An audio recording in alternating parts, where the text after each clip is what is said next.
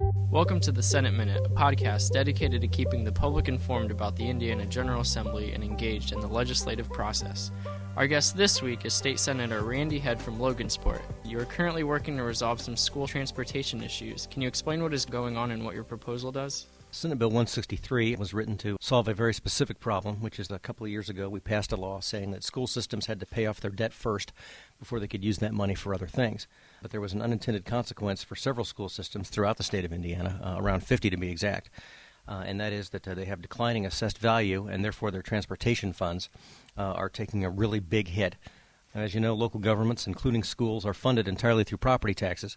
So when assessed value goes down, school budgets suffer along with everything else, and it's harder for them to get kids to school.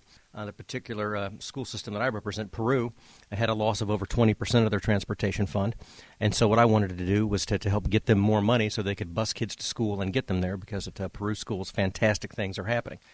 They were a couple of years away from being taken over by the state not very long ago, and turned that around to become A schools in a very short period of time. And so what the bill now says is that if your transportation fund has been reduced by 20% or more, we're going to repeal that protected levy law and let schools spend money on buses and transportation while they're paying off their debts instead of paying off their debts first.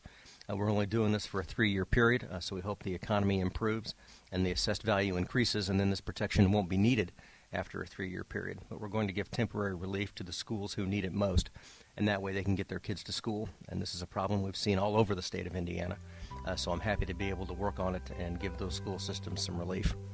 Thank you, Senator Head, for joining us. And that wraps up this week's Senate Minute. To subscribe to this podcast, visit IndianaSenateRepublicans.com.